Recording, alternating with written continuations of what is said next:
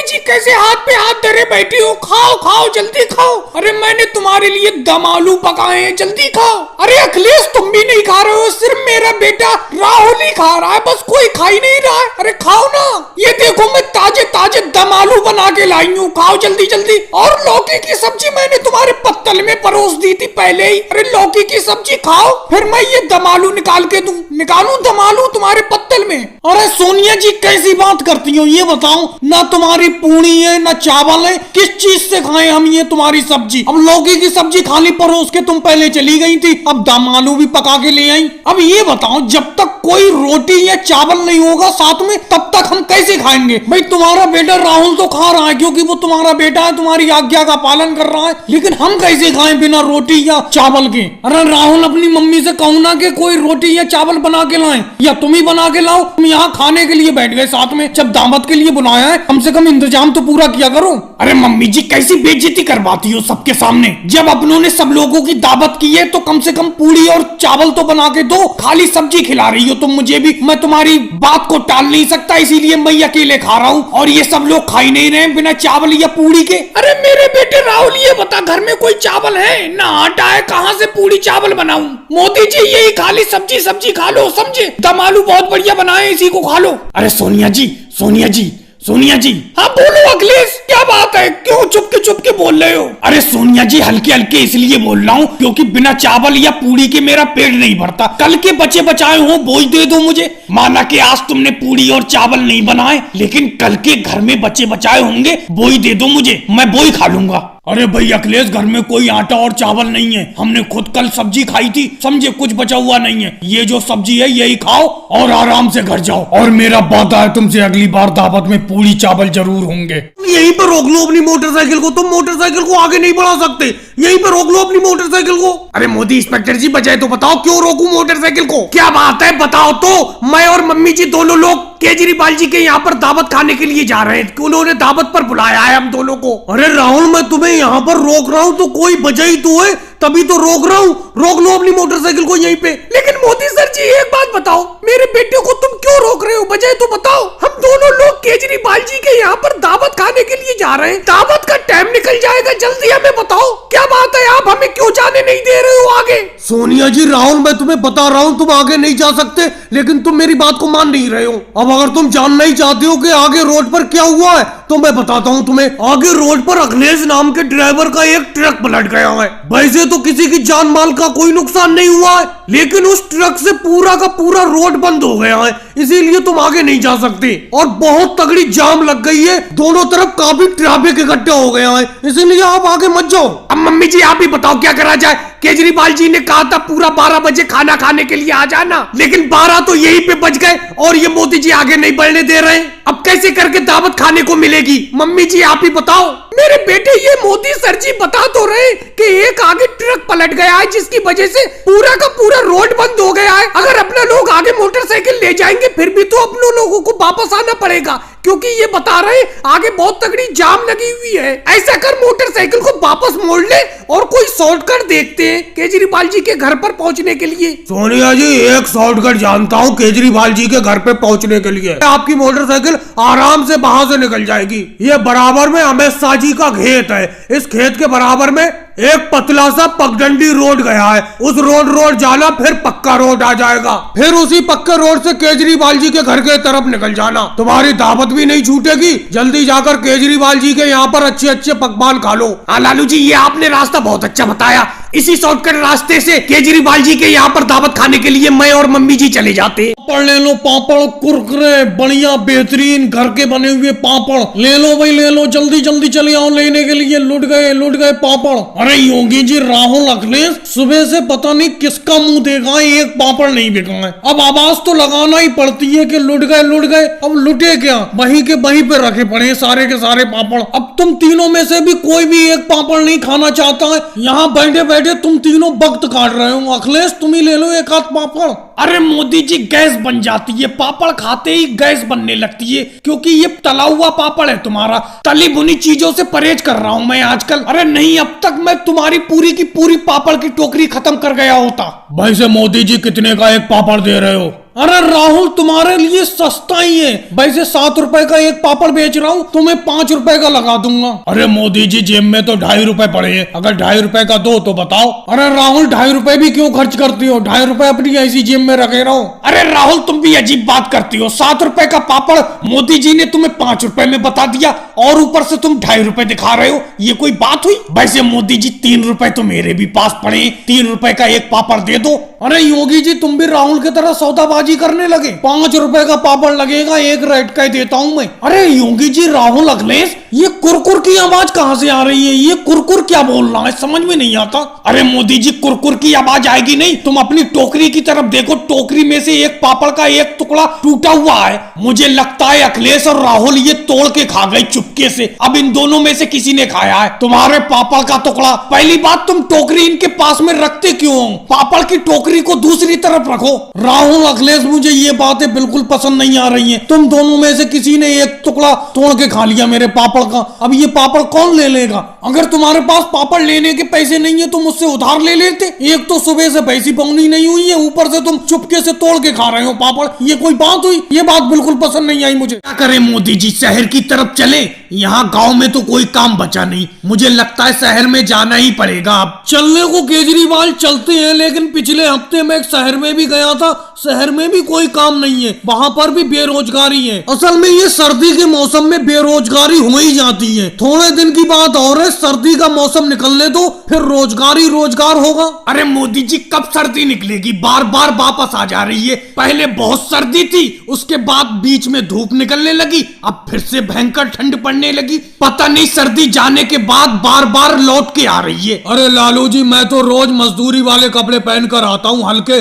बिना स्वेटर के, और किसी भी दिन रोजगार नहीं मिलता है। और वैसी जी तुम बड़ा हल्की शर्ट पहन के आए हो, बिल्कुल पतली, तुम्हें ठंड नहीं लग रही है इस ठंड में? अरे अखिलेश क्या बताऊं, तुम सही कह रहे हो, अगर सर्दी में स्वेटर वगैरह पहन के आओगे, गर्म कपड़े, अगर काम मिल गया तो काम करते वक्त जिस्म में गर्मी हो जाएगी और स्वेटर निकालना पड़ेगी, इसीलिए मैं पतली शर्ट ही पहन के आ जाता हूँ। और योगी जी तो रोज अपनी ये टब लाते हैं। अरे टब लाऊंगा नहीं वैसी जी, क्या पता कब कौन सा काम मिल जाए, इसीलिए लोहे की टब मैं अपने साथ में लिया फिरता हूँ, क्या पता कब कौन सा काम मिल जाए। लेकिन ये सर्दी में बेरोजगारी जाने का नाम ही नहीं ले रही है। तो मोदी जी मुझे ये बताओ, इंतजार करने के अलावा और कोई रास्ता है अपने पास? और कोई रास्ता हो तो बता दो मुझे, या शहर की तरफ चले, शहर की तरफ काम मिल जाएगा? राहुल मैंने तुम्हें बताया नहीं, शहर जाने से कोई फायदा नहीं है, शहर में भी काम नहीं मिल रहा, मैं तुम्हें बार बार कह रहा हूँ, लेकिन मेरी बात को सुनते नहीं हूँ। बस ये कुछ ही दिन की सर्दी बची है, सर्दी जाते ही काम मिलने लगेगा, मैं तुम्हें बता रहा हूँ, लेकिन तुम मेरी बात को सुन नहीं रहे हो ध्यान से। इंतजार तो कर ही रहे मोदी जी, पूरा महीना हो गया इंतजार करते करते, और इंतजार कर लेंगे भाई, क्या करें? सर्दी भी कोई अपने हाथ में थोड़ी है, जब सर्दी में काम नहीं मिल रहा है अपनों को। हाँ राहुल तुमने अब की ना की सही बात, इंतजार करने के अलावा और कोई चारा नहीं है। इस बार की सर्दी थोड़ी लंबी हो गई, किसी साल भी इतनी सर्दी नहीं पड़ती थी, लेकिन इस साल ज्यादा सर्दी पड़ रही है। अरे लालू जी वो सब छोड़ो, थोड़ा सा कागज गत्ता वगैरह इकट्ठा करके आग जलाओ, यहीं पे सेकते हैं अपने आप को आग से। अरे मोदी जी लालू जी राहुल किस लिए बुलाया है तुम लोगों ने, बताओ क्या दिक्कत है? दिक्कत क्या है ये आप खुद ही देख लीजिए, अमित शाह इंस्पेक्टर जी देखिए यहाँ पर। अब मैं आपको पूरी बात बताता हूँ। सर जी मैं गाँव की बाजार में गया था कुछ सब्जी खरीदने के लिए, मैंने बाजार से कुछ सब्जी खरीदी, वहाँ पर मुझे एक तरबूज पसंद आ गया, मैंने तरबूज भी खरीद लिया, तरबूज को इस अपने झोले में रख लिया और झोले को पीछे लटकाए चला आ रहा था। अचानक झोला फट गया और झोले में से तरबूज कहीं पे गिर गया, मुझे पता ही नहीं चला। मैं घर आ गया और घर आकर देखा कि झोले में तो तरबूज है ही नहीं, वो सब्जी भी सारी गिर गई। फिर मैं बाजार से जिस रास्ते से आया था उस रास्ते पे फिर से गया, मैंने सोचा शायद रास्ते में कहीं तरबूज गिर गया हो, वहां पर मिल जाएगा। अचानक रास्ते में मेरी नजर पड़ी कि रास्ते में राहुल के हाथ में वही तरबूज है जो मैंने खरीदा था, और लालू जी और राहुल में आपस में तरबूज को लेकर झगड़ा हो रहा है। अब आगे की कहानी इसी राहुल से और लालू जी से पूछो। क्यों राहुल लालू जी आपस में तुम्हारा झगड़ा क्या हो रहा था, क्या बात थी बताओ? देखो अमित शाह सर जी मैं आपको पूरी बात बताता हूँ। मैं और राहुल बाजार की तरफ से आ रहे थे, अचानक मेरी नजर तरबूज पे पड़ी और मैंने कहा राहुल ये देखो तरबूज पड़ा है। तरबूज झपट के राहुल ने उठा लिया। अब ये तरबूज राहुल मुझे दे ही नहीं रहा है, जबकि रास्ते में पड़ा हुआ तरबूज मैंने बताया था इसे। अरे लालू जी बताया तो आपने था, उठाया किसने था इस तरबूज को? तो तरबूज पे तो हक मेरा हुआ। और राहुल ये तरबूज गिरा हुआ किसका था? मेरे झोले में से गिरा था, तरबूज तो मेरा हुआ। अरे मोदी जी वो तो आपके झोले से गिर गया, अगर हम उठाकर ले जाते रास्ते में नहीं मिलते तो आपको मिल जाता तरबूज। जब आपके झोले में से तरबूज गिर गया और हमने उठा लिया तो इस पर आपका हक थोड़ी रहा। लेकिन राहुल इस तरबूज पे मेरा तो हक है, इस तरबूज पर नजर तो मेरी पड़ी थी, मैंने तुम्हें बताया था। वो देखो तरबूज, अगर मैं तुम्हें नहीं बताता तो अपना लोग सीधे निकल जाते बिना देखे तरबूज को। अरे अमित शाह सर जी इस तरबूज पर तो ये तीनों लोग हक जता रहे, बताओ ये तरबूज है किसका? अरे योगी जी आप इतना भी नहीं जानते, ये तरबूज तो मोदी जी का है। जब मोदी जी के झोले से गिरा है, पैसा देकर तो उन्हीं ने खरीदा है। लेकिन सर जी ये तरबूज तो मोदी जी के झोले से गिर गया, तो इनका हक उस पर कैसे रहा? भाई केजरीवाल तुम बीच में क्यों बोल रहे हो? तुम यहाँ पर कैसे खड़े हो? ये तरबूज किसको मिलेगा ये मामला तो हम सुलझाएंगे। अरे योगी सर जी मैं यही तो देखने के लिए आया हूँ कि आखिर ये तरबूज आप दोगे किसको? और मेरे अलावा वो देखो नीतीश कुमार जी भी तो खड़े हैं, आप उनसे कुछ नहीं कह रहे हो। अरे मैं भी यही देखने के लिए खड़ा हूँ कि आखिर तरबूज मिलेगा किसे। नीतीश कुमार जी केजरीवाल हटो, तुम यहाँ से पुलिस के पास से हटो, पुलिस के पास खड़े मत हो। ऐसा करो योगी जी इस तरबूज के दो भाग कर दो, एक भाग मोदी जी को दे दो और जो आधा एक भाग है उसमें से भी दो भाग कर दो। जो आधे में से दो भाग हो वो इन दोनों को दे दो, राहुल को और लालू जी को। मोदी जी का तरबूज पर हक ज्यादा है, उन्होंने पैसा खर्च किया है, लेकिन आधा तरबूज उन्हें इसलिए दिया जा रहा है क्योंकि वो झोला फटा हुआ क्यों लाए। आगे कम से कम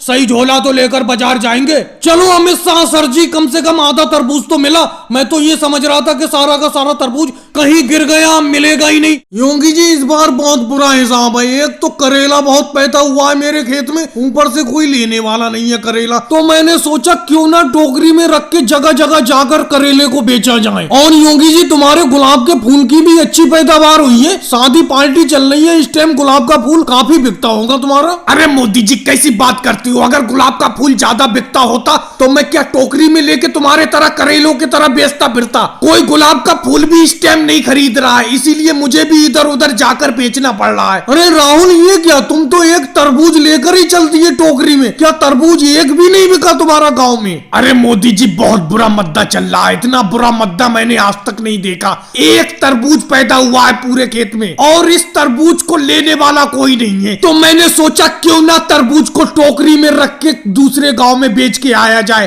तुम भी अजीब बात करती हो राहुल, एक तरबूज था घर में काट उठ के खा के अलग करते, एक तरबूज को बेचने के ऊपर पड़े हो। अगर मेरे खेत में एक करेला पैदा हुआ होता तो मैं एक करेला पका के खा जाता। अरे हवलदार केजरीवाल जी आ गए। अरे हवलदार केजरीवाल जी क्या चाहिए? करेला चाहिए, करेला ले लो मेरा। अरे भाई मोदी जी मैं इतनी कड़वी सब्जी नहीं खाता, बहुत कड़वा होता है करेला। अरे ऐसा करो केजरीवाल जी फूल ले लो, तुम्हारे किसी रिश्तेदार की शादी पार्टी नहीं है, कोई प्रोग्राम नहीं है, वहीं पे ये फूल ले जाना गुलाब के मेरे। नहीं होगी जी, मेरे किसी भी रिश्तेदार का इस टाइम कोई प्रोग्राम नहीं है, कोई शादी पार्टी या जन्मदिन कुछ भी नहीं है, मैं तुम्हारा गुलाब का फूल अभी नहीं ले सकता। अरे राहुल तुम रुको, तुम्हारी टोकरी में बहुत बड़ा तरबूज है। अरे एक बात पे तो मैंने ध्यान ही नहीं दिया, तुम तीनों लोग फल फूल सब्जी तीनों आइटम बेच रहे हो। तुम राहुल तरबूज कितने का दोगे बताओ? अरे केजरीवाल जी एक रेड 50 रुपए का तरबूज लगेगा आपको। अरे राहुल आधा काट के तरबूज मिल सकता है, 25 रुपए का आधा काट के दे दो। अरे नहीं सर जी, आधा मैं कहाँ पे बेचता फिरूंगा, फिर पूरा का पूरा तरबूज ले लो। तो फिर आधे पैसे उधार कर लो, पूरा दे दो मुझे, 25 रुपए है मेरे पास तो। अरे केजरीवाल सर जी अगर मैंने आपसे 25 रुपए उधार कर लिए फिर आपसे मांगने की हिम्मत कहाँ होगी, मैं नहीं मांग पाऊंगा, इसीलिए मैं आपको उधार नहीं दे पाऊंगा, पूरे के पूरे 50 रुपए ले आओ। लालू जी जल को मेरे हाथ में पकड़वाओ, मेरे हाथ में जल्दी से दो। एक तो आप दौड़ते बहुत हल्के हल्के हो, अपनों को डाक कावड़ को 20 घंटे में पूरा करना है। शिवराज सिंह जी आप कैसे मुस्कुरा रहे हो, जल्दी से मोटरसाइकिल से आगे जाकर खड़े हो, क्योंकि 100 मीटर के बाद आपको मुझसे जल लेकर दौड़ना है। राहुल तुम बहुत दूर आकर खड़े हुए, क्या बीच में एक बंदा खड़ा होना भूल गया? भागते भागते बिल्कुल मैं थक गया। डाक कावड़ भी बड़ा कठिन कावड़ यात्रा होती है, लेकिन करना तो है, भोले के लिए हम कुछ भी करेंगे। राहुल तेजी से दौड़ो, समय कम बचा है, अपनों को इस जल को जल्द से जल्द भोले के मंदिर पर जाकर चढ़ाना है, जल्दी भागो। राहुल कम से कम दौड़ना तो शुरू करो तेजी से, तुम्हें मालूम होना चाहिए डाक कावड़ में रुकना बिल्कुल नहीं होता है, तेजी से दौड़ो, मैं आगे जाकर खड़ा हो रहा हूँ और इस जल को मुझे दे देना। देखो मोदी जी कितनी तेजी से अकेले दौड़े जा रहे हैं। मोदी जी इस डाक कावड़ में आपके साथ कौन कौन है? शिवराज सिंह जी, मेरी इस डाक कावड़ यात्रा में मेरे साथ केजरीवाल जी, अमित शाह जी, नीतीश कुमार जी हैं। राहुल, तुमने कितने घंटे में अपनी इस डाक कावड़ यात्रा को पूर्ण करने के लिए संकल्प लिया है? मोदी जी हम तो 20 घंटे में अपनी इस डाक कावड़ को पूर्ण करना चाहते हैं। आप कितने घंटे में पूर्ण करना चाहते हैं? राहुल, हम तो अपनी इस डाक कावड़ यात्रा को 16 घंटे में पूर्ण करेंगे। वैसे जिस तरीके से मैं भाग रहा हूँ, इससे जल्दी भी पूर्ण हो सकती है ये यात्रा। एक बार सब लोग जोर से बोलो, बम बम बोले। बम बम बोले। अरे अखिलेश, तुम तो बहुत पीछे थे, बड़ा तेजी से दौड़ रहे हो, तुम तो मुझसे भी आगे निकल गए। तुमने इस डाक कावड़ यात्रा को कितने घंटे में पूर्ण करने का संकल्प लिया है और तुम्हारे साथ कौन है? मोदी जी मेरे साथ वो देखो पीछे मोटरसाइकिल से योगी जी आ रहे हैं और हमने इस डाक कावड़ यात्रा को हरिद्वार से बोले के मंदिर तक इस जल ले जाने के लिए 12 घंटे का संकल्प लिया है। योगी जी जल्दी से तेजी से आओ, आगे जाकर खड़े हो। अखिलेश, थोड़ी दूर दौड़ो तो, अभी तो मैंने अपने हाथ से जल तुम्हें दिया है। आगे देखो राजनाथ सिंह जी खड़े हुए होंगे, उन्हें ये जल पकड़ा देना। उसके बाद तुम मोटरसाइकिल पकड़ लेना, आगे जाकर मैं खड़ा हो जाऊंगा। अपनों को इस डाक कावड़ यात्रा को सबसे जल्दी पूर्ण करना है। अरे मोदी जी गड्ढे उड्ढे में ऑटो रिक्शा को हल्के से डालना, मैं पीछे लटका पड़ा हूँ बिल्कुल, कहीं मैं गिर उड़ ना जाऊं। मेरी एक बात समझ में नहीं आती है, आप अपने ऑटो रिक्शा को इतना ओवरलोड भर क्यों लेते हो? सवारी बिल्कुल बाहर तक लटकी हुई है। अमित शाह जी, मैं आपकी बात से बिल्कुल भी सहमत नहीं हूँ। जरा एक बात बताओ, मैं गांव से शहर ऑटो रिक्शा चलाता हूँ, अगर मैं कम सवारी भर के अपने ऑटो रिक्शा में ले जाऊंगा तो काम चल जाएगा? बस आप बाहर लटकी हुई सवारी से मेरी एक ही विनती रहती है, पकड़ के सही से रखना ऑटो रिक्शा को। मोदी जी, हम तो सही से पकड़े हुए हैं अपने ऑटो रिक्शा को। वो देखो सामने थानेदार योगी सर जी खड़े हुए मिल रहे हैं, कहीं वो आपके ऑटो रिक्शा को ना पकड़ ले। अरे नानू जी, ये कहां से सामने पड़ गए? ये तो बड़ा दिक्कत कर देंगे। कई बार मैं इनसे बचते बचाते निकलता हूँ, लेकिन यही सामने आके पड़ जाते हैं। रोको मोदी जी, रोको अपने ऑटो रिक्शा को, यहीं पे रोको। योगी सर जी, ऑटो रिक्शा को रोक तो लिया, और कितना रोकूं? मोदी जी मुझे आपकी तलाश थी, कई दिन से मैं आपकी तलाश कर रहा था, आखिरकार आप मिल ही गए। ये बताओ मोदी जी, थोड़ी बहुत सवारी और नहीं थी और बैठा लेते अपने ऑटो रिक्शा पर? नहीं होगी सर जी, और सवारी नहीं थी, और सवारी होती तो और भी बैठा लेता मैं। मोदी जी मजाक करते हो मुझसे? मजाक के मूड में बिल्कुल नहीं हूँ मैं। आप इतनी ज्यादा सवारियों को बाहर लटका के ले जाते हो, आपको बिल्कुल भी डर नहीं लगता? आपके ऑटो रिक्शा का अभी चालान काटता हूँ ओवरलोड में। मोदी जी, चलाओ ना अपने ऑटो रिक्शा को, जल्दी से मुझे शहर पहुँचाओ, नहीं तो मेरी ट्रेन छूट जाएगी। अखिलेश, तुम्हें अपनी ट्रेन छूटने की पड़ी है, पहले योगी जी मेरे ऑटो रिक्शा को तो छोड़े। अगर इन्होंने मेरे ऑटो रिक्शा को नहीं छोड़ा तो तुम्हारी ट्रेन वाकई में छूट जाएगी। योगी सर जी, इस बार मेरा चालान मत काटो, इस बार मेरे ऑटो रिक्शा को छोड़ दो। आज के बाद मैं अपने ऑटो रिक्शा पे ओवरलोड सवारी नहीं बैठाऊंगा। मोदी जी, चालान तो कटेगा ही कटेगा आपके ऑटो रिक्शा का, चाहे कुछ भी कर लो। थोड़ी बहुत सवारी होती है आपके ऑटो रिक्शा पर तो छोड़ देता। वैसे नियम के हिसाब से आप अपने ऑटो रिक्शा पे कितनी सवारी बैठा सकती हो और इस टाइम कितनी सवारी है बताओ मुझे। योगी जी, मैं बताता हूँ आपको, क्योंकि मेरा भी ऑटो रिक्शा था। नियम के हिसाब से ये अपने ऑटो रिक्शा पे 5 सवारी बैठा सकते हैं, और इस टाइम इनके ऑटो रिक्शा पर अंदर और बाहर कम से कम 15 सवारी हैं। राहुल, तुम्हें सारा का सारा चिट्ठा खोलकर योगी जी के सामने रखने की क्या जरूरत थी? अब तो ये हर हाल में चालान काट देंगे मेरे ऑटो रिक्शा का। चलो मोदी जी, अच्छा ही हुआ। आज के बाद अगर आपके ऑटो रिक्शा का चालान कट जाएगा, उसके बाद कम से कम आप हमें बाहर तो लटका कर नहीं लाओगे। हम पर नहीं जाएंगे, नहीं जाएंगे, नहीं जाएंगे, नहीं जाएंगे। जब तक हमारी मजदूरी नहीं बढ़ाई जाएगी तब तक हम काम पर बिल्कुल नहीं जाएंगे। अरे सांप जी आ गए। मोदी जी, तुम इन मजदूरों के लीडर हो, लेकिन ये बात तुम्हें शोभा नहीं देती। लालू साहब जी, कौन सी बात शोभा नहीं देती? मुझे बताइए, कौन सी बात शोभा नहीं देती? अरे मेरी फैक्ट्री 2 दिन से बंद पड़ी है, तुम काम पर क्यों नहीं जा रहे हो? क्या बात है, क्यों हड़ताल पे बैठे हुए हो? आप तो ऐसे अनजान बन रहे हो जैसे आपको कुछ पता ही नहीं है। ये हमारा मजदूरी कार्ड देखो, पिछले 5 साल से हम आपके फैक्ट्री में मजदूरी कर रहे हैं, 1 रुपया भी मजदूरी नहीं बढ़ाई है तुमने। चलो, आने वाली दिवाली पे मैं सबकी मजदूरी बढ़ा दूंगा। चलो काम पर चलो सब लोग। ऐसा कोई चक्कर नहीं है लालू सर जी, पिछले 5 साल से आपने 1 रुपया भी मजदूरी नहीं बढ़ाई है। वही 150 रुपए दिहाड़ी पर हम काम करते चले आ रहे थे, लेकिन अब हम नहीं मानेंगे। जब तक आप हमारी दिहाड़ी 400 रुपए हर दिन के नहीं करोगे, तब तक हम काम पर नहीं जाएंगे। अरे 150 रुपए से सीधे 400 रुपए, ऐसा कैसे हो सकता है? इतनी दिहाड़ी मैं बिल्कुल नहीं बढ़ाऊंगा, चाहे तुम काम पर जाओ या मत जाओ। कोई बात नहीं है, हम बिल्कुल काम पर नहीं जाएंगे। आप यहाँ पर आए ही क्यों हमसे बात करने के लिए? हम तो आराम से बैठे बैठिए, हमें कोई नुकसान नहीं होगा, हम तो मजदूर आदमी हैं। एक दिन का 150 रुपए का नुकसान होगा।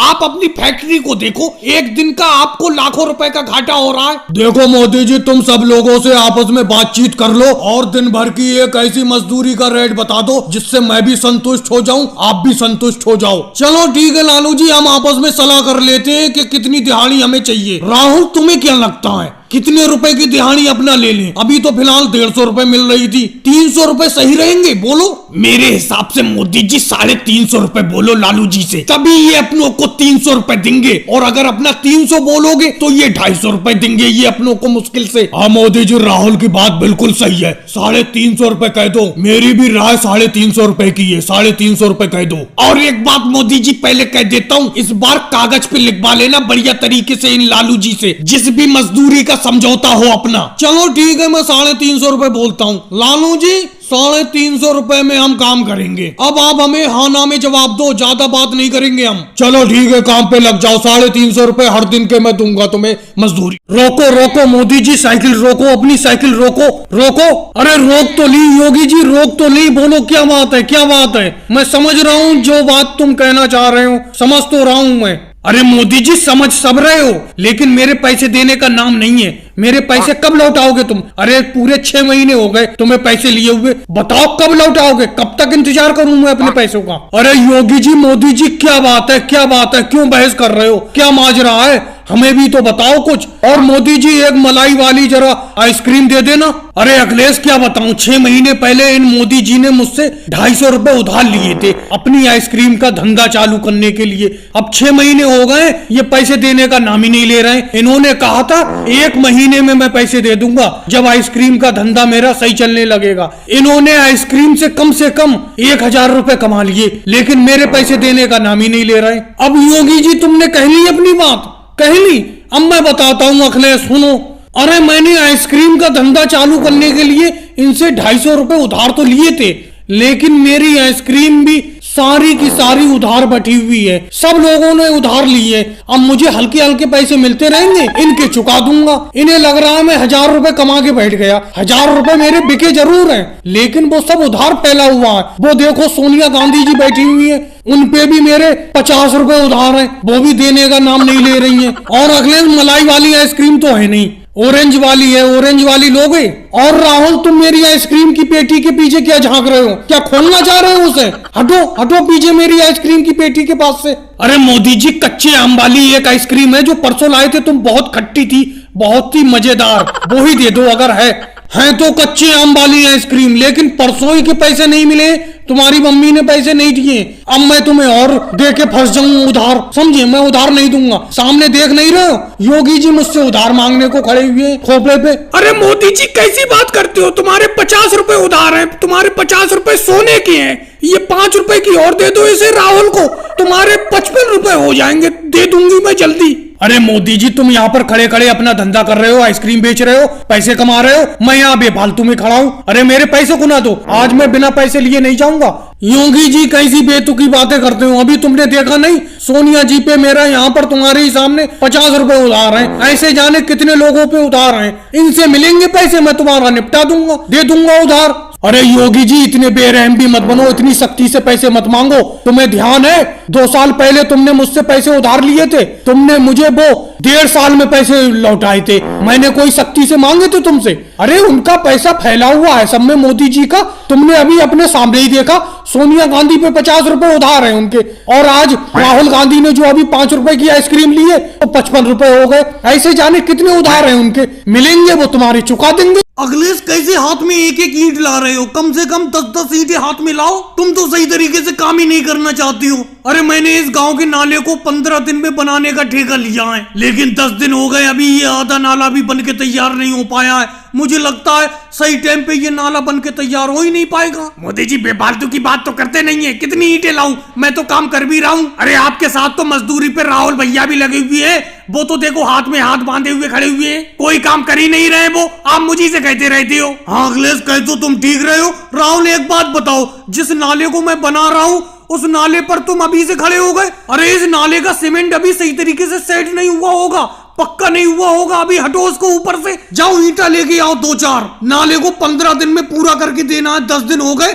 5 दिन में इस नाले को बिल्कुल कंप्लीट करके देना है। लेकिन मोदी जी एक बात बताओ, आपने इतना कम दिन का ठेका ले क्यों लिया? ये गांव का पूरा 1 किलोमीटर का नाला आपने 15 दिन में बनाने का ठेका ले लिया, और आप भी परेशान हो रहे हो, हमें भी परेशान कर रहे हो बेफालतू में। लालू जी आप काहे के लिए परेशान हो रहे हो? आप काम कर रहे हो तो आपको मैं पैसे नहीं दे रहा हूँ। मोदी जी आप हमारे ठेकेदार जरूर हो, लेकिन इसका यह मतलब नहीं हम दिन रात काम करके इस नाले को बनाएं। हमारा दिन दिन में काम करने का काम है इस नाले में। 15 दिन में तो अभी ये नाला बन के तैयार नहीं हो पाएगा। 10 दिन हो गए, 10 दिन में अभी ये नाला आधा भी नहीं बना है। 5 दिन में क्या आधे से ज्यादा नाला बन जाएगा? ये बात मुझे बिल्कुल अच्छी नहीं लग रही है।